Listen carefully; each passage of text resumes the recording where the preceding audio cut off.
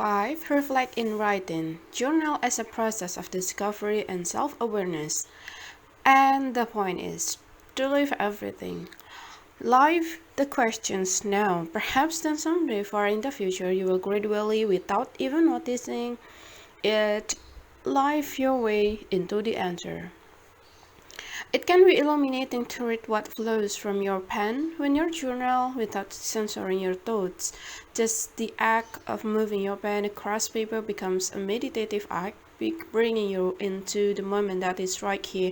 You direct your attention to the page, open your mind, and make the invisible visible by seeing what comes through on the page.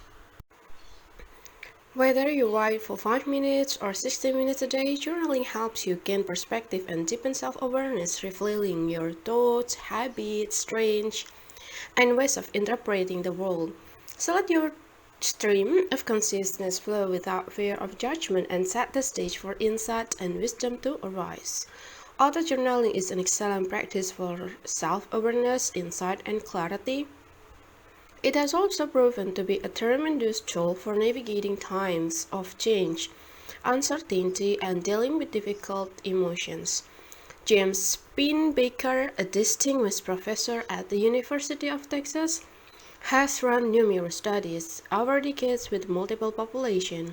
He found that people who write about emotionally charged episodes for 3 days a week, 20 minutes at a time, and experience noticeable improvement in their physical and mental well-being.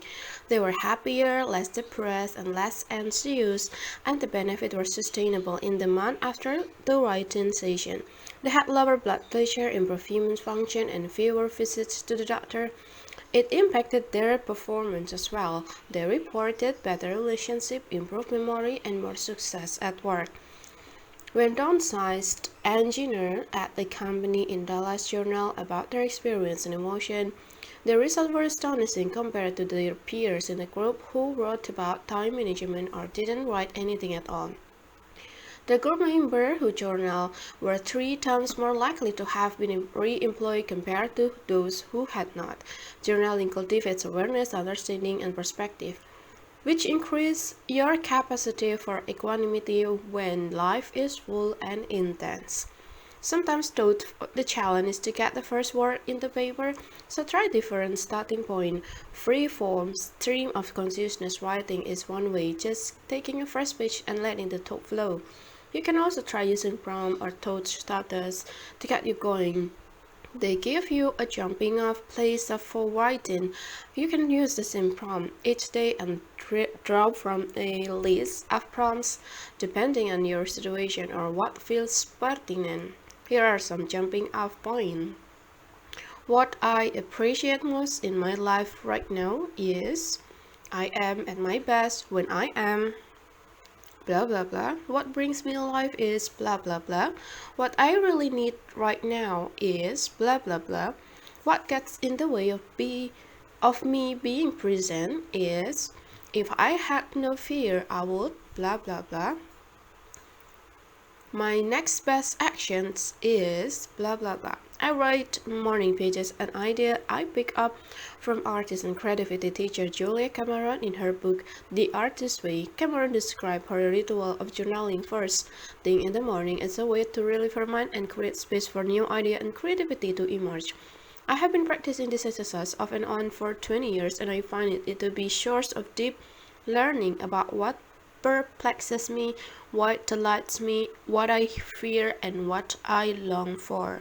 Questions that will increase the resolution and clarity of understanding my own life and journey. These are questions that do not have quick answers. They can help us to let go of the need to figure out or solve things so that we can instead honor the ongoing process of exploring our existence.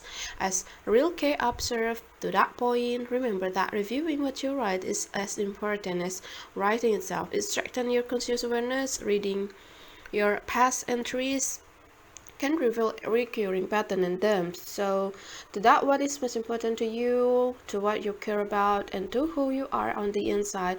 Are you more often reflecting on the joy of being with friends, or are you usually describing the excitement of your role at work? Do you tend to worry about not measuring up? Is there a pattern of seeing the glass half empty or half full in how you interpret experiences? As you journal more regularly, you can see use mindfulness to deepen awareness and understanding, express yourself freely without standard or expectation, and take in your words with kindness and curiosity. Students from form our corporate program and in the university mindfulness classes are most often very surprised by the impact of journaling. Many cannot remember when they last took time to put their own thoughts on paper. Some describe the real stuff that come up in a single session of expressive writing. Develop a routine and format that will be convenient and sustainable for you, and get started with 5 minutes a day, morning, daytime, and night. You can journal on your laptop or mobile device, but I recommend writing by hand. Perhaps because handwriting is no longer our primary means of written communication, it can be even more enjoyable as an embodied practice of creative expression. The act of moving your pen across paper can be meditative in itself. Drawing your attention into the present and synchronizing your body and mind. I also enjoy the beauty of handwriting. It's a unique, artistic form of human expression that can deepen the experience in the way that typing does not. But maybe you have your own digital apps for capturing your writing online, or it's simply more comfortable for you. Do whatever gets you going. The greatest discoveries of your life could appear on those paper and the screened pages. How? 1. Establish a habit of morning journaling. Trying rather a few minutes of mindful breathing so that the ritual is attached to another habit. Or keep your journal on your right stand and put pen to paper for a few minutes before you get out of bed. 2. Have your tools ready. You can use a simple drugstore notebook with a line page, a beautiful design journal, or an art display sketchbook for your writing. Just choose material and that add joy for you.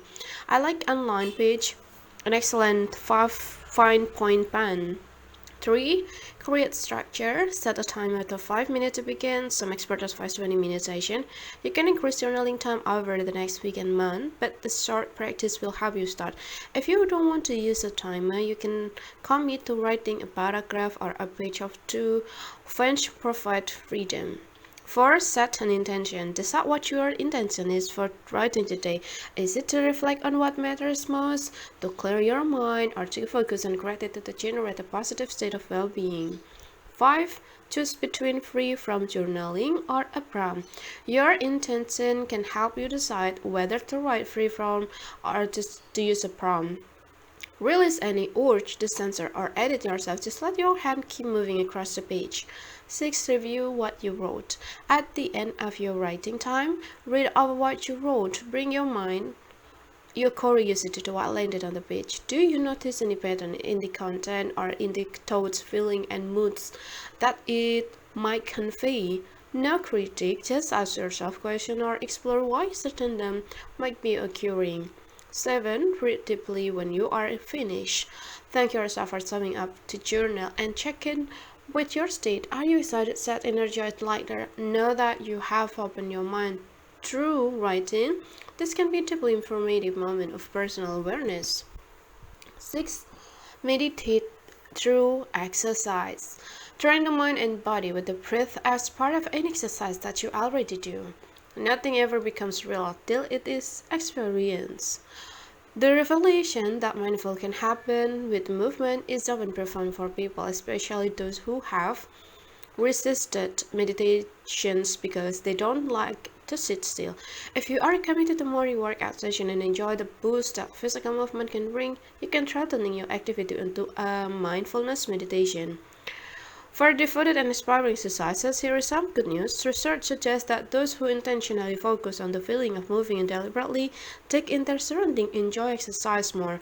After tracking how much people exercise, how mindful they were while doing it, and how satisfied they were with their workout overall, scientists at the Utrecht University in the Netherlands suggest mindfulness may amplify satisfaction because one who is satisfied with positive experiences with physical activity become prominent.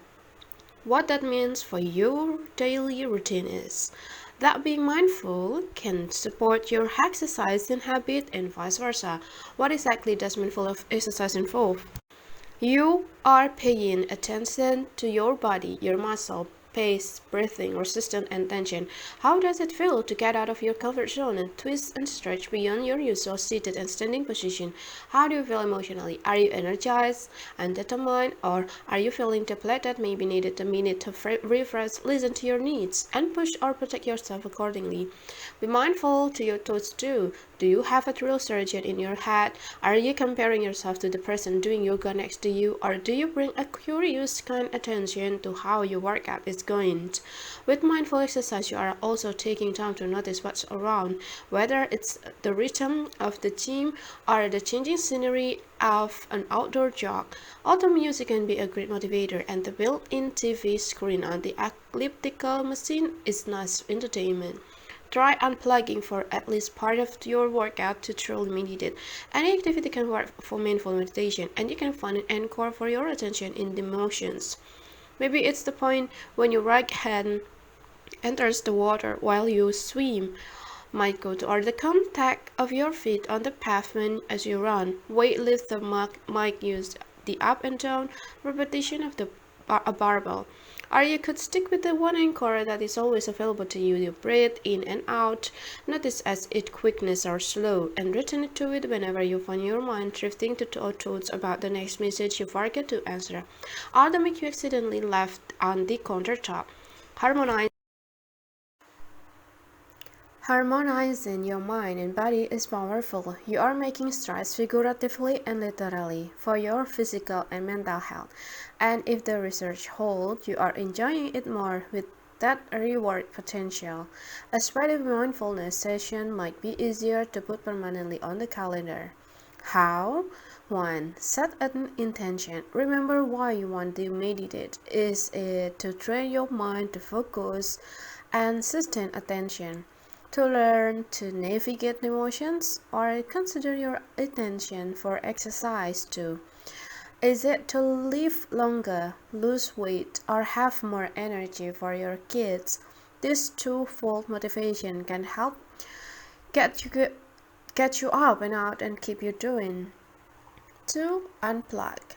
To meditate during exercise, don't listen to your favorite playlist, talk on the phone, read a magazine, or watch TV. Be fully present where you are, in the woods, on the sidewalk, or in the treadmill. 3. Attune to your body. Bring your attention to your physical experience. Are there any part of your body that are working extra hard? Does your body feel different today than it did yesterday? When I swim, I focus on the water gliding over my body, the muscles in my arm, and the sensation of my torso rotating with each breath. 4. Notice your breath. As you learn with mindful breathing, your inhale or exhale can be an anchor of attention while exercising. If your mind wanders, noticing a new for sale sign in the neighborhood while you run, or recalling an email you forgot to return. Just notice the thought and reconnect with your breath. Observe the tempo of your breath as you work harder and as you cool down. 5. Choose alternative anchor of attention.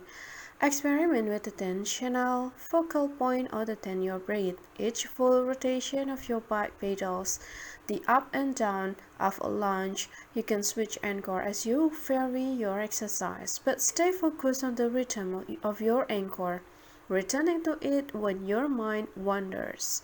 6. Tune into your surrounding.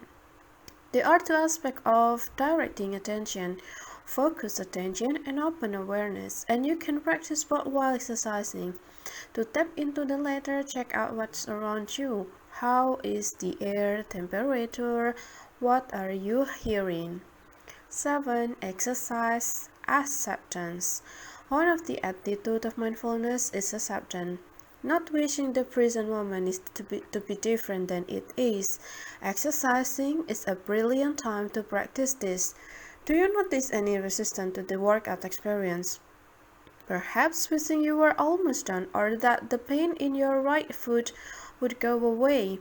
Commit to your workout time, remember your reasons for being there, and try to stay present from start to finish. 8. Be kind and generous with yourself. Notice the quality of your thinking during workout, and can you appreciate your current ability, speed, and endurance just as they are. If you work out in a group, can you let go of the comparing mind and instead thank yourself for showing up for this healthy activity and then go at the pace that's just right for you. 7. Shower with awareness. Elevate your routine activity by incorporating sense of awareness, pleasure, and joy. When awareness embraces the sense, it enlivens them. How often do you step into the shower in the morning and emerge sometime later without remembering much of what took place? Perhaps other people were in the shower with you. The people in your meeting yesterday are the guys you ran with earlier in the morning. In the shower, we slip into autopilot, our emotions so ingrained that we perform them with hardly a thought and least not related to the task at hand. Instead of being present, when you step under the water, you might race to the day ahead. Suddenly, you might be wondering how to get a ticket to an upcoming shout-out show, then pondering whether or not to accept that job offer. Are the voices of family members and co-workers stream into your conscience, resurfacing old conversation or reminding you of unfulfilled obligation? Next thing you know, you are in your towel, and until the next thing, you are clean, but you may feel far from mentally refreshed. With mindfulness, you can make shower time a personal luxury. A few simple steps can turn this daily activity into more than a routine and engage all of your senses in a way that enlivens you. As usual, it starts with a few deep breaths to settle into your setting, your tub, shower, the gym locker room, wherever you may be. Next, activate each of your senses one by one. See what's around: rising steam, a rippling shower curtain, a colorful collection of a bath product, and then close your eyes to sharpen the other sensation. Feel the warm water hit your skin, smell the peppermint soap, and listen to the droplet tapping the tile or the spray of the faucet. Taste might be less interesting here, but consider it anyway. Maybe there is a linger of toothpaste or coffee. Awareness amplifies the sense. When you live through your sense, you get a rich, direct experience instead of a remote experience. You are feeling in the body instead of being lost in your head. Sure, your mind might start to follow a variety of thoughts.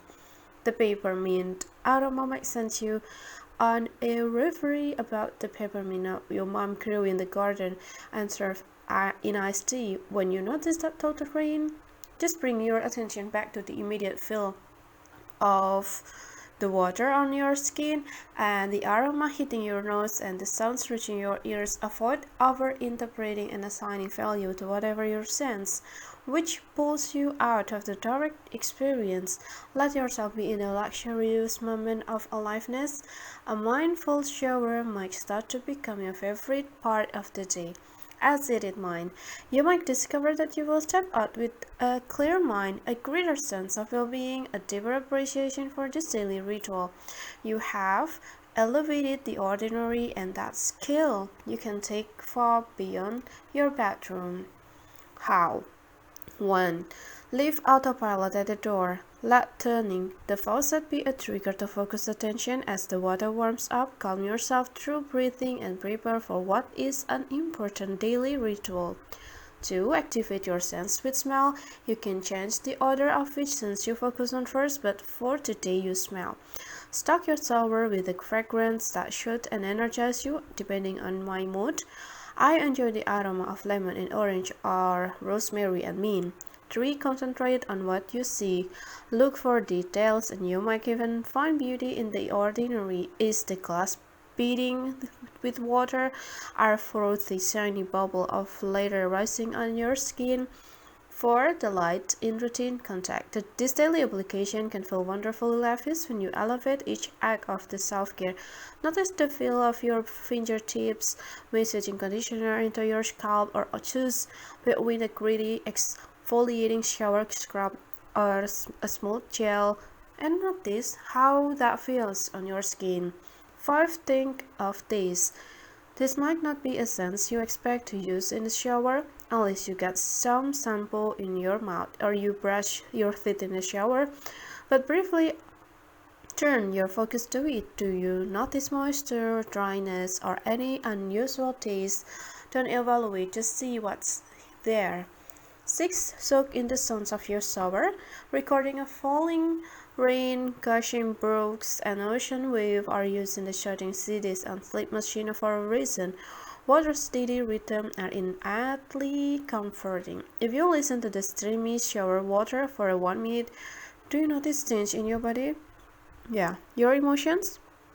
7. Plus, hold on that heightened awareness. As you step out of this shower, think about the weather you feel more centered from your mini mindfulness session. Just as your body feels clean and fresh, let this be like a mental reset for the rest of your morning day.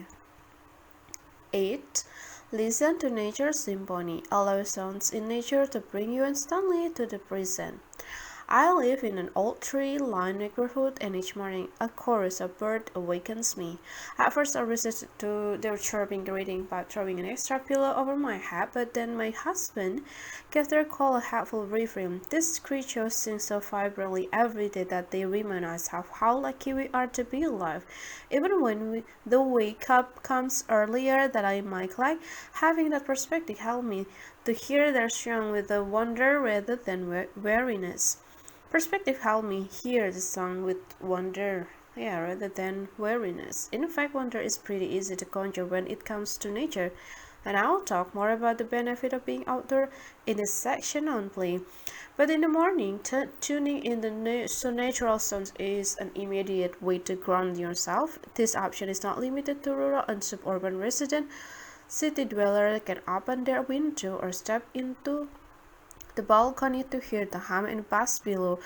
What matters is that you are listening to the melodies the world around you is making in that moment. Opening your ears to natural sounds is another way to step out of the spinning thoughts in your mind. In recent years, there has been an emerging trend of activism for silence, but it's not silence in the traditional sense. It's about cutting through our own noise and interference to hear the natural tunes of the earth.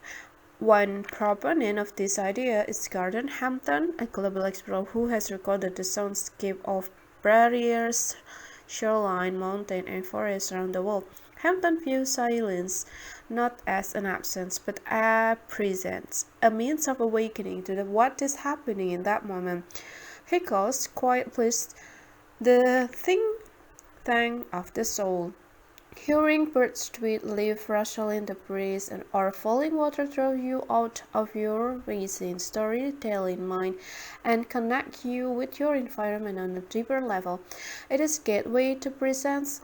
When you are outdoor, listening to nature not only help you focus but also might inspire awe, wonder, and gratitude for this planet we call home and increase your sense of interconnection. No matter what you tune into, the effort is strengthening your ability to direct your mind to the present moment awareness with openness and even delight. This exercise is all about dialing down inner noise to tap into the here and now by listening to nature. How? 1. Go outside, of course. This is a mindfulness meditation with sound. Best done outside. If you cannot step outside, go to a window or balcony and tune in. To ground yourself, inhale deeply and send a deep breath all the way down through your feet to connect to the stability of the earth. Supporting you in the yard or on the balcony or wherever you are, bring your awareness to the present. Everything in your direct experience, the sun or your face, the temperature in the air. 3. Become aware of sounds. Notice the sounds around you, the pattering of the watering drop after a rain, cricket, birds, maybe the sound of the squirrel jumping from the limb to limb in a tree. What are the qualities of the sounds? Are there melody? Do they get softer and louder? When your mind wanders, gently bring it back to nature's orchestra. Allow yourself to experience sounds without labeling them and becoming mentally involved. 4. Listen with your whole body. Nature's sounds help and live in the basic intelligence of nature and our awareness and psychology. Our being resonate with the whistle of bird and the sound of a tree rustling, the feeling of a breeze. This experience wake something up inside of us and help to reset our body to the more natural rhythm. Many nature lovers have discovered this secret without ever learning meditation. See what body sensation you might be experiencing in response to whatever you are hearing. 5. Invite wonder. As you pick up unnatural sounds, let them remind you of just how miraculous this world is. Listening to nature to be a full experience without thinking, comparing, or referencing to any other experience. A key to mindfulness. Open your awareness to the entire ecosystem around you. All of it is supporting you and connecting you with the multitude of living things who share it. 6. Close with a grateful breath. Breath and acknowledge now this this exercise made you feel. Maybe it brought a surge of joy, or maybe it was just a moment of peace. Thank you for yourself for making the time, no matter what it is on your schedule of that day. 9. Connect at breakfast. Make a breakfast a ritual for starting the day, being present for each other. When you love someone, the best thing you can offer that person is your presence. How can you love if you are not there? Thich Nhat Hanh.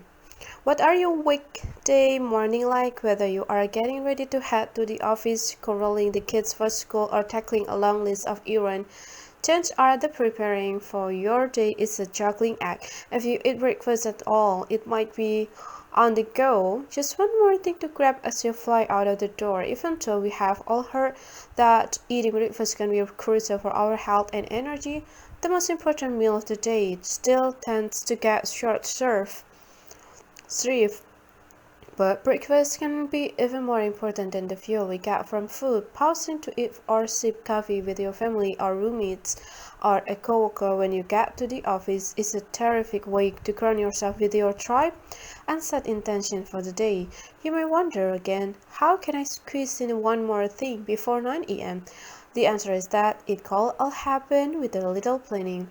My husband and I always appreciate the good late, and we agreed to meet for it at the same time each day. Together we steam milk, green coffee bean, and make our daughter's Kinder Cappuccino, a traditional we learned while living in Germany. It takes us 10 minutes, not much time, but enough for us to talk about our day and connect with each other. No matter what you are making, a stack of pancakes, simple smoothie, or a bowl of cereal, just being together can turn rush and frenzied feeling into a mood of loving calmness. If carving out time for a sit-down breakfast still sounds challenging, I encourage you to experiment with a beginner's mind. Let go of assumption about what mornings are inherently like at your home, and for 1 week, observe what happened when you set the stage the night before, then gather at the same time in the same place and start the day by really seeing each other. How? 1. Set aside the time the night before. Agree on a designated 10-minute block for the morning meal so that everyone can adjust wake-up routine accordingly. Make this shared meal a habit over time. Mindfulness is about paying attention to our value, our intention, and the choices we make. Meeting for coffee or breakfast is one of those choices. To set the stage, I learned from my mother. She set the breakfast table for my brother Johnny and me each morning. We had little glasses filled with juice, napkin folding into rectangle, and a stock coin to buy lunch at school. You can do this evening before or have one of your kids or a partner to take on this task. Set places with reverence and thoughtfulness. No matter how simple the meal or spread, you care show. 3. Put down the newspaper and the remote. We love reading the Sunday New York Times newspaper on the back deck with coffee, but on the morning when you are connecting with special people for 10 minutes, put down the thing that takes your mind away from those in the room. Instead of your online newsfeed, read the face of the person sharing the table with you and ask them how they are doing right now. Do they have any intention for the day? 4. Take 3 mindful bites. Practice mindful eating. Even for just one bite, one slow sip of smoothie, or one deep inhale of coffee, mindful eating is bringing your focus to the food in your bowl and slowing down to eat, using all of your senses. 5. Be patient with yourself and with others. Practice empathy with someone else cannot make it or sleep it. Sleep in. The new habit and routine take time to grab tractions. 6. Notice your tribe. For a moment, bring your attention to being a part of this group, whether it is family, roommates, colleagues, or regular at your coffee shop. Our well-being gets a positive hit when we activate our network of affiliations and belonging, and when we bring attention to the moments of good in our way. 10. Create a morning routine. If I do not practice one day, I notice it. If I do not practice a second day, the orchestra notice it. If I do not practice a third day, the world notice it. Ignacy Jan Paderewski, pianist, composer. In 2015, I was in India to teach a mindfulness leadership program at the Google office in Hyderabad, and added a week to my trip to spend time at an Ayurveda meditation and healing center. Each morning at precisely 7:10 p.m., I would hear a knock on a heavy wooden door to my room. I lifted the black iron latch, and a woman with a radiant smile and tray of teas and aromatic natural cleansers greeted me. For 20 minutes, she would perform a series of wake-up rituals such as rubbing the palm of my hands and feet, pouring a tonic to rinse each open eye, massaging the crown of my head, watching me gurgle, and handing me a fresh flower. When she left, I would sit and breathe for 10 minutes to compassion meditation and write in my journal. Afterward, I would walk through the garden to breakfast feeling joyful and vibrant. I wanted to feel this way every morning. Positive routine are one thing on a retreat, but how do you create a morning routine in the throes of a busy life? It is hard for most of us to stick to doing the thing that we know will benefit us, especially in the morning when we are sleepy or feel that a full day awaits. You might often fall into the trap of doing what you feel like doing rather than doing what you know will help you have a better day. Like many of us who might give into impulses like hitting the snooze button or putting a pillow on your head to block the sunlight and try to get back into the dream. By choosing the essential habits that align to what matters most for your mind, body, and spirit, you can create an effective morning routine that becomes your new default way of launching your day. A routine is like scaffolding for your commitment, providing structure and reinforcing the underlying mechanism that help you stick with what you want to do versus what your impulses push and pull you into. But how to create this sort of structure day after day? Establish habits that support the outcome you want to create. Habits can be thought of as actions, behaviors, and routine that are triggered automatically in response to contextual cue, like getting in the car queue and putting on a seatbelt habit. According to author Charles Duhigg, every habit you develop follows the same three-step pattern known as the habit loop. You can apply this loop to creating habits that bring more mindfulness into your day. The first step is the cue or signal that tells your brain to do the behavior. For example, I just brushed my teeth, so now I will sit in stillness and breathe mindfully for 10 minutes. My teeth, so now I will sit in stillness in 10 minutes. The second step is performing the behavior, in this case, the mindful breathing. The third step is the perceived reward or benefit that you get from doing the behavior: a calmer mind, a sense of being centered, sharper focus. Here is another example, and then you can try filling in your own. Cue: return home from morning run. Behavior: 5-minute body scan meditation and 1 minute of intention sitting on the chair. Reward: feeling centered, turning the body, mind, and heart in to what matters most. I think of my morning practice as tuning my mind and body for the day, just like Sally's yo-yo ma tunes his cello before his performance. This mindset helps me stay committed. It reinforces that my habits align with my value and are helping me lead a more mindful life. As you develop your own routine, though Know that although you might start off strong, sticking to new habit over time is a hard part. If you experience this, you are not alone. I hold virtual follow-up session with program participants weeks after in our in-person mindfulness class. And I heard stories an example of new behavior finding out every time a Washington DC engineer shared that he started out meditating for 5 minutes a day. And within weeks he could see that the practice was making a positive impact. He felt more present and resilient. Yet when things got especially hectic at work, his practice tapered. He was frustrated. He would drop one of his healthiest habits at the time he needed it most.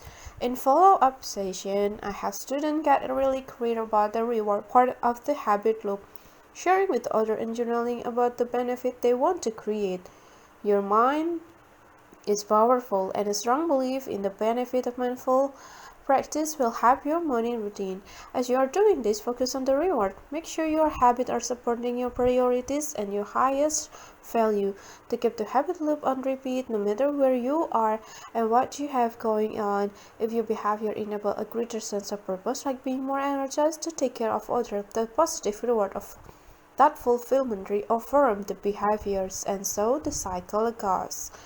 As with all practice and habit, the key to be able, agile, and adaptable, crafting a routine that supports your lifestyle and personality. If you enjoy travel, know that your routine needs to translate from home to hotel room. If you are a parent, your routine needs to account for the unpredictability of kids. Experiment until you find the set that fits. You are the scientist, running scenario and observing how your actions impact your morning and the rest of your day. Give yourself some time as it starts to become part of your natural pattern. And within 10 weeks, you should find you are doing your routine automatically without even thinking about it. How? 1. Get clear on the reward. What benefit are you seeking to create? This is where you begin in developing your morning routine. Stronger attentional focus, more health, choose mindful breathing, more insight, greater awareness, choose breathing and or journaling, greater capacity for empathy and compassion, choose loving kindness meditation. 2. Select your cues. Determine the when and where of your morning routine. What cue will trigger your new behaviors? Hook your morning routine to a specific action that you already do, such as getting out of bed and or brushing your teeth. To cue the brain that it's time for mindfulness. 3. Start small. Tiny changes breed success in building and sustaining new habit. 5 minutes of breathing, one sentence breeds success in building a sustainable new habit. 4. Say no to tech. Try not to reach your technology device until you finish your mind and body routine. Don't fill your head with thoughts, and emotion, or start sending off requests to others until after your morning power hour. Rather than grabbing your phone, put your hand around a big glass of water and replenish your dehydrated body after a night of sleep. Even better, drink lemon water first thing in the morning. Fresh lemon juice give you a shot to vitamin C to boost your immune system, balance the pH of your body, hydrate your lymph system, and you can make it a cue to start your mindful breathing practice. 5. Pause a reminder. Use a note card listing your routine and put a card where you can see it easily when you wake. One guy I know has this morning routine on a dry erase board. A mindful morning routine could be sit and breathe 5 minutes, enjoy mindful exercise 10 to 30 minutes, shower with awareness 5 minutes, loving kindness meditation 3 minutes, step outside and listen to nature 5 minutes. Track it. Like, don't break the chain method of putting a big X on a calendar for each day. He spent the time reading jokes.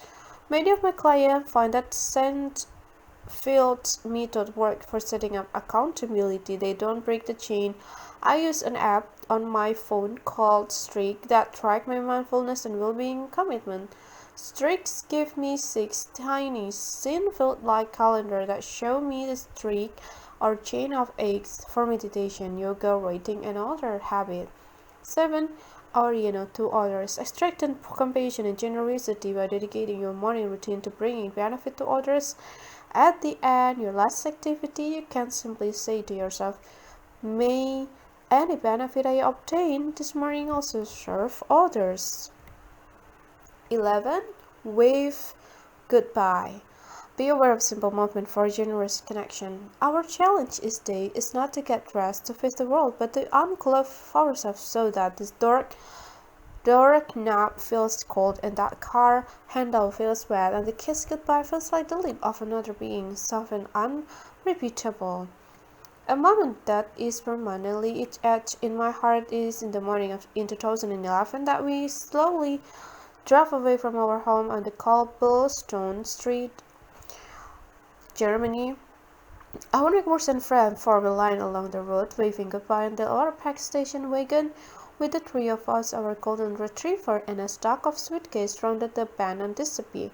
After 7 years, we were emigrating to the United States and leaving the tight band of family that we had created since the time we arrived with our infant daughter. The impact of seeing everyone standing and waving until we were out of view is unforgettable. They show us that we were loved. In many countries, including Germany, waving goodbye until the person is out of sight is the everyday norm, not just ceremony for a big send-off. It amplified the significance of what might otherwise be taken for granted as a hurried, routine moment with love, meaning, and belonging. You can easily integrate this cultural tradition into your life by paying closer attention to your roommates or family leave the house. When you go to your separate way from friends after having dinner, when visiting client depart the office, both acknowledge the time you spend together and make a final connection with a smile and a good wishes. Wait until the person is out of sight before turning your attention to whatever next. It's a subtle change, but this message that a conscious farewell sense is powerful. How? Be intentional to keep watching trees send them off and for our kindness. Wave with warm eyes and upward. Work seize the day. It's not secret that top CEOs, NFL teams, performing artists, and Wall Street bankers are practicing mindfulness, as well as training their organization in the fundamental. There is a good reason mindfulness can make you better at work. I don't just mean calmer and more agile, but also more productive, personable, and creative. These are qualities that benefit any professional, whether you go to an office, run an online business from home, work in a restaurant, spin record in a dance club. One of my favorite former jobs, care for people is in a hospital or any other endeavor in which you use your skills in exchange for reward. We all know that working in any capacity has its joy and challenges, from the feeling of accomplishment when you deliver a big project to the emotions that come from dealing with difficult relationship. A difficult relationship with the college or the cancellation of a beloved project. Mindfulness enables you to see how you relate to challenging experiences with a greater equanimity. The practices that follow are expansive. They will help you develop your attention, regulate strong emotion, cope with difficult situations, generate fresh ideas, and be stronger team player and leader. They are also simple, starting with how you greet people when you arrive at the office and continuing with how to increase productivity at your desk. But ultimately, these daily strategies help you channel your energy toward what matters most in your job so that your intention match your impact. As you will see, there are guidelines for deeper satisfaction with your day-to-day work as well as your long-term career. The positive effect of mindful approach to work transcends the individual to mindfulness can improve relationships. One of the most important part of our jobs, according to the thousands of professionals I have worked with, from the executive to staff level, mindfulness is the first step in releasing pain point, navigating complexity, and planting the seed for greater collaboration. As you begin to strengthen your mind, grow your skill, cultivate positive mindset, you will lay the foundation for increased engagement, meaning, and flourishing at work. 12. Transform your commute. Devote time during your commute to strengthening mindfulness. Nothing is worth more than this day.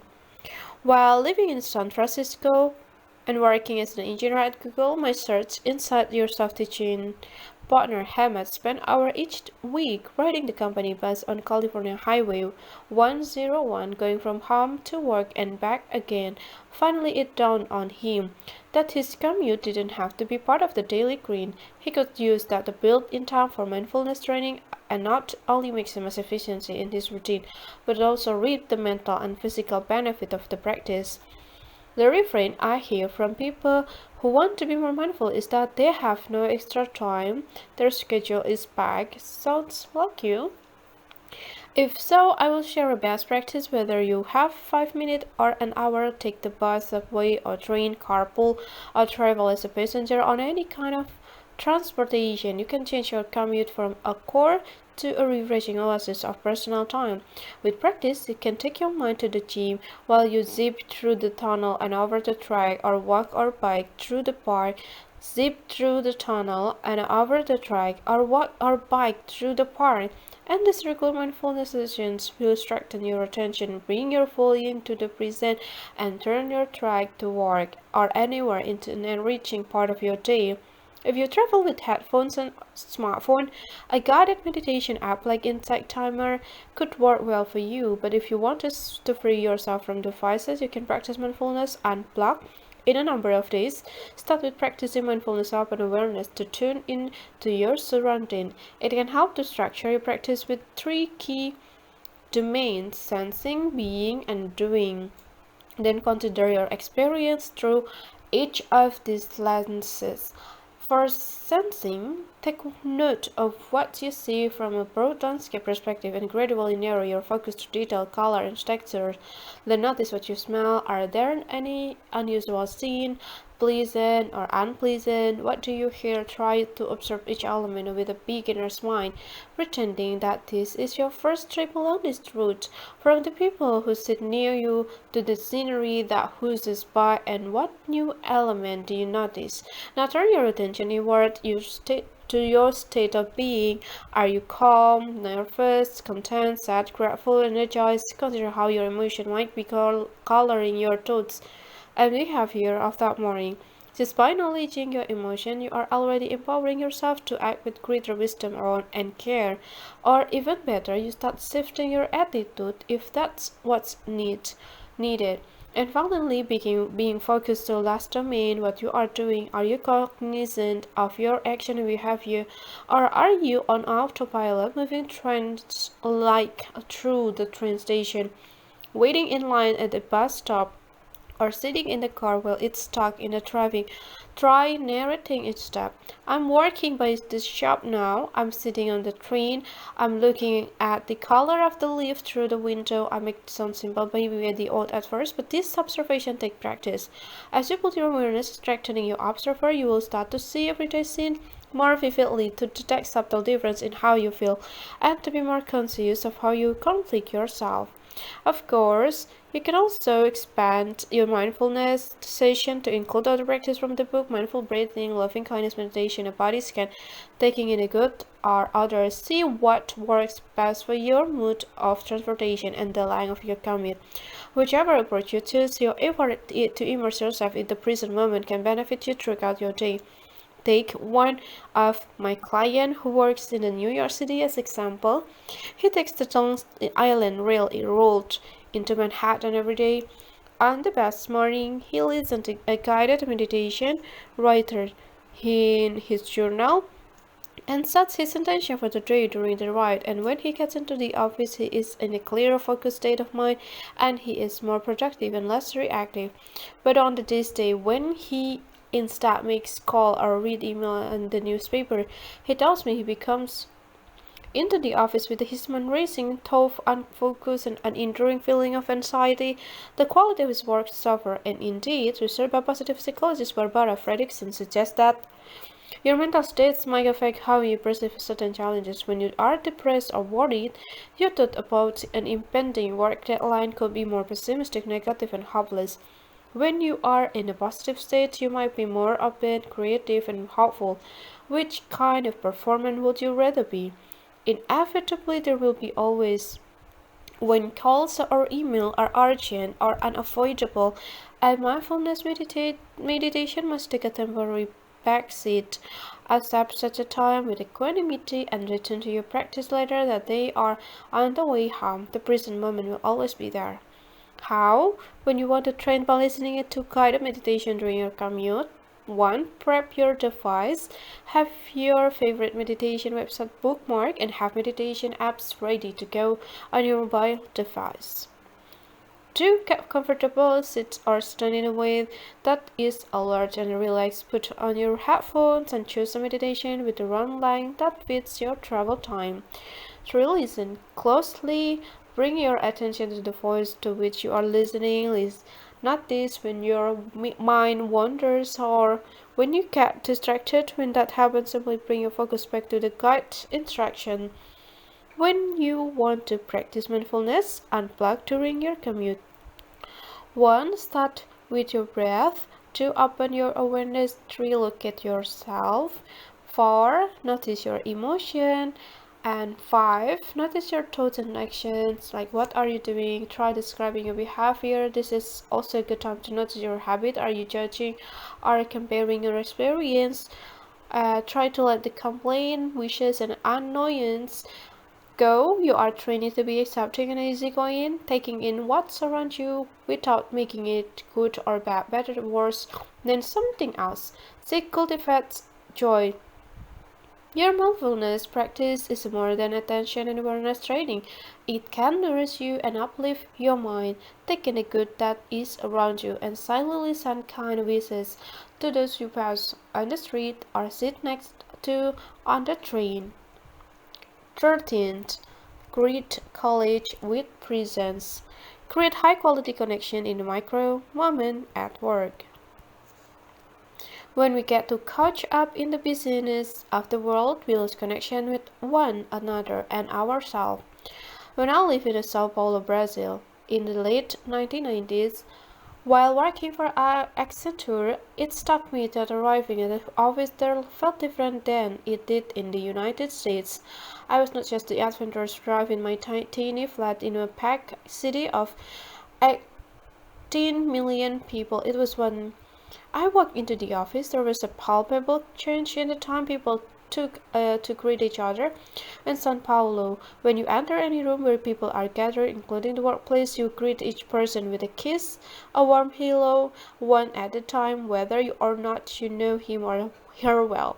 For me, it signaled that acknowledging each other was a cultural value. It felt strange because in my experience in the United States, people really look out for their computers or wave or not when someone entered the room. I was used to coworker being heads down and focused. One of my clients, an attorney in Chicago, explained if I were to walk around and greet people, I would be viewed as all slacking off or not busy. Many workplace cultures seem to share a similar vibe in which workers worry that socializing is perceived as unproductive, but the secret to a flourishing workplace is just opposite. According to the Professor Jean at the University of Michigan, she says that people need time and space to experience positive moments with each other, and the outcomes are improved learning, resilience, and overall happiness. And attached to the company in December 2015 interview published in the Success data refer to the moment eyewitnesses in Brazil as micro moment of connections. As he explained that positive emotion compound quickly and the short-term meaningful interactions in the people's mind, it may be as brief as looking at each other with a mutual positive regard.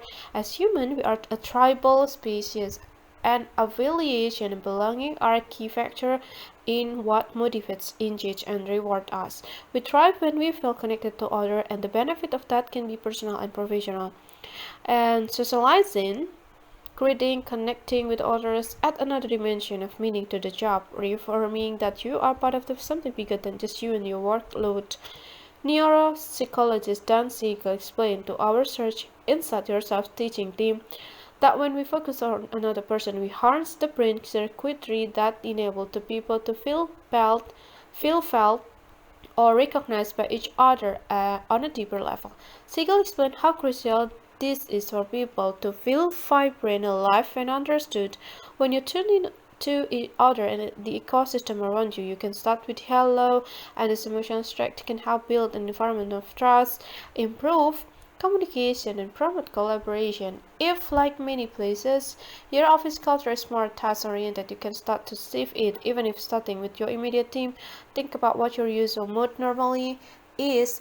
Do you tend to keep yourself to and follow a strict agenda, or do you take time to check in with others before getting down to business? If you find yourself losing for more connection at work, the morning greeting is a great place to start. Say hello to each person on the way to your desk, establishing eye contact and actually listening to the responses. Better yet, follow up with the people on something personal, a movie or a restaurant you wanted to recommend. Are a question about a recital or a ball game you remember they were rushing off to early in the week. Try creating positive moment of connection when you're at work for 1 week and see what you notice. Stopping in to address someone versus hurrying by or remaining heads down is a small moment of choice, but will undeniable lift your happiness and well-being. How? 1. Prioritize relationship. Set an intention to put people and relationship above tasks and to-do lists. Reflect on this intention during your morning routine, on your commute, and as you interact with others throughout your workday. 2. Visualize positive interactions. Take a moment to envision yourself greeting others, saying hello, giving a kiss and a hug, if appropriate, and smiling. Then, when the time comes, you are primed to act.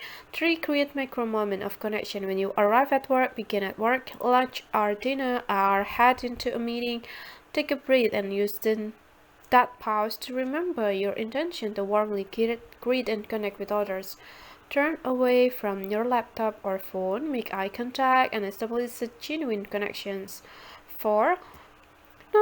Reflect. Notice your state when you sit down to work after spending a few minutes greeting others. How are you feeling now? More connected, more motivated, more prepared to begin work? When you see the reward of connection, you are reinforcing the habit loop that will help you make it a sustainable way of being. 14th, focus your wandering mind. Increase your ability to harness one of your greatest resources, your attention. A great mind becomes a great fortune. Our minds are designed to wander. Here is a scenario that happens for me. I'm on deadline for a consulting project, sitting at my home desk with my dog Max at my feet and the cat Olivia curled next to me as I try to write. Suddenly I realize that I'm lost in thoughts about yesterday client meeting. I don't know how long I have been in the grief-free, but I can see that the hands on my old metal desk clock have advanced and progress on my project has not. Humans are unlike other animals. We are often thinking about anything but the present. We are usually contemplating past events, worrying about what might happen in the future, or imagining things that may never happen at all. And interestingly, this pattern is hardwired. In 2007, Northrop and his team found that our brain have two distinct ways of operating. In default mode, aka the narrative circuit mode that dominates our waking hours, our mind are bouncing from thoughts to thoughts and interpreting and generating stories about our behaviors and interactions. The other mode is direct experience, is when we are completely tuned into the present, experiencing the moment in the real time. Direct experience activates two key parts of the brain, the insula, the region associated with the perceiving bodily sensation, and the anterior cingulate cortex, the part that is associated with switching attention. Although planning and strategizing occur in the narrative circuit mode, like planning our role in the tomorrow's meeting, the direct experience state, feeling the breeze on our face right now, is what we seek to increase with mindfulness. Direct experience, being mentally present, is multi-dimensional. It means taking in your surrounding, your body sensation and emotion, and your thoughts. If you are directly experiencing a meeting, for example, you are noticing the temperature in the room, processing the presenter's work, and detecting the subtle vibration of a colleague's mobile phone or other movement in the room. But this attentive state can be more elusive than some of us think. In my corporate talk, I like to ask the audience, To guess what percentage of their typical day they think their minds are wandering, that is. In default or narrative mode, what's your estimate? I hear it's ranging low to high, but most of the time very high. Harvard research found that 47% of the time people are thinking about something other than what they are doing. That's nearly half of our day. That this matters for productivity and well-being. In the groundbreaking study that Harvard research Matthew Killingsworth conducted in 2010, 2,250 participants were pinched at random times during the day and asked how happy they were, what they were currently doing, and whether they were thinking about what they were doing or something else. In addition to the discovery that minds were wandering almost half of the time, the participants' response suggested that they tended to feel less happy when their mind was not focused on their current activity. In 2016, cognitive behavioral therapist Horia Jazairi and the team at Stanford explored by taking the research a step further. Their findings suggested that a wandering mind can be associated with less caring behavior. Being present, on the other hand, is correlated with the well-being, evidence of which you have no since repeated in his book. And we have learned, meditation can be a way to have built your capacity for mindful presence or receptive attention to your direct experience. The bottom line is that we can work on taming our roaming minds and by strengthening our ability to focus. Now that you understand your two operating modes, take note of which states prevail during different situations in your workday. See how often you catch your mind skipping off to a tropical island while your body is still in your desk chair. Then start using meditation and other mental training exercise to help build your capacity to sustain your focus. You might readily find that frequency of being lost in thoughts gets lower, but to remember that 100% focused attention is not the goal, although it is natural and even healthy for your mind to wander, giving your prefrontal cortex a rest and boosting creativity. The key is to be able to arrive and stay in the moment when it matters. How? 1. Use the mantra, just this. Try to start catching yourself when you get distracted, either from internal or external stimuli. When your goal is to focus and you catch yourself daydreaming, use the handy mantra, just this, to return your focus to the task at hand. Just this email, just this conversation, just this book. 2. Recognize and return. The core skill of increasing your ability to focus is this one. Knowing when your mind has drifted off and bringing it back to the object of focus, your attentional control will get stronger over time. Remember that each time that you notice your mind is lost in thoughts, you build your awareness. And 3. Label thinking. Name your mind wandering habit is the way to break the trends of whatever reverie you are in, as well as to deepen understanding and reduce distraction in the long term. Planning mind, worrying mind, and daydreaming are a few examples. For user sense, reconnecting with your sense is another strategy for reading in the roaming mind. Open up to the sounds in the room. Notice the touch of the chair on your arm or back. There is a shape of